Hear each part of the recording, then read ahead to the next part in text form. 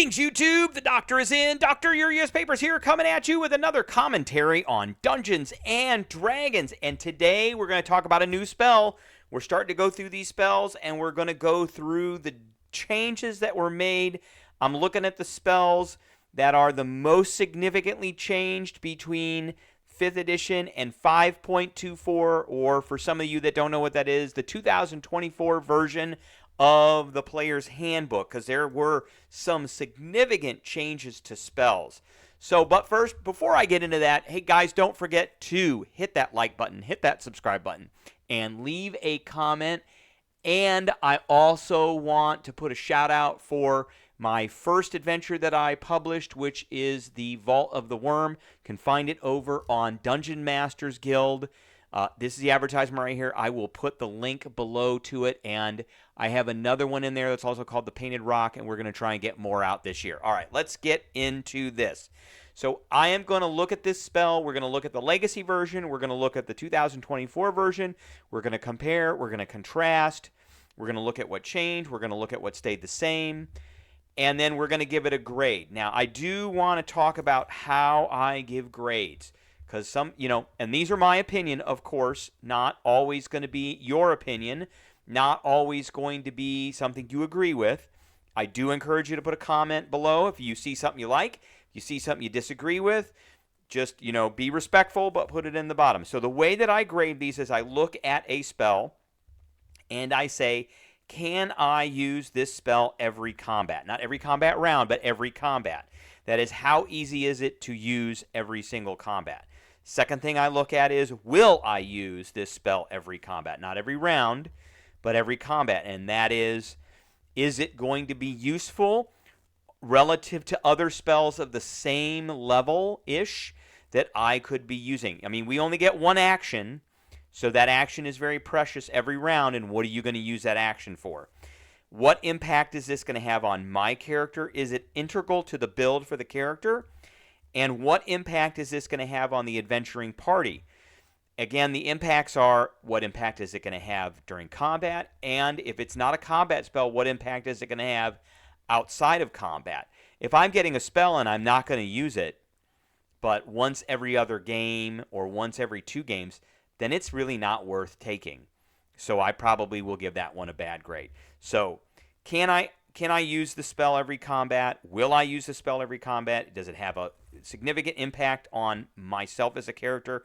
And does it have an impact on my compatriots for my adventuring party? Okay, here is the spell. Chill Touch. This is the Legacy version from 2014 or 5.0. It is a cantrip. It took one action. It had a range of 120 feet with a verbal and somatic component. It lasted for a round because there was an effect. And it was School of Necromancy. So you created a skeletal hand that went the range. You made a ranged spell attack against a creature. On a hit, you did a D8 damage, and that damage went up as you went up in levels to 2D8, 3D8, 4D8. And that creature could not regain hit points until the start of your next turn. Until then, the hand kind of clinged onto or was stuck to the thing to prevent it from healing. If you hit an undead, it also had disadvantage on attack rolls against you, not everybody else, but against you, until the end of your next turn. So there were a couple of good things about this. I actually didn't mind this one too much. If the regaining of hit points thing didn't always come into effect. It did okay damage. There were, it is situational. It wasn't the best cantrip. It wasn't the worst cantrip. It wasn't the old Shocking Grasp, which was just horrible. But this was a pretty good one. It had a very long range, all that. So let's see how it changed. By the way, I cannot for the life of me remember what I gave this back in the day. But a lot of the cantrips, when I first started out the channel, I wasn't really giving out grades. So just for the sake of giving out a grade, I'm going to give this one a B-. It's a little bit above like the median. The median would be like maybe a C+. So it's going to be a little bit above that. Now let's look at the new one. This is the 5.24 2024 version of Chill Touch. Still a cantrip, still takes one action. The range has now changed to touch. Immediately, I don't like that. It is usable by sorcerers, warlocks, wizards. And the old one was usable by sorcerers, warlocks, wizards. Most of the sorcerers, warlocks, and wizards that I was playing, I was not going to be getting that close. I did not like any of the spells that had a range of touch. So immediately, that's can I use it? Yes. Will I use it? Probably not.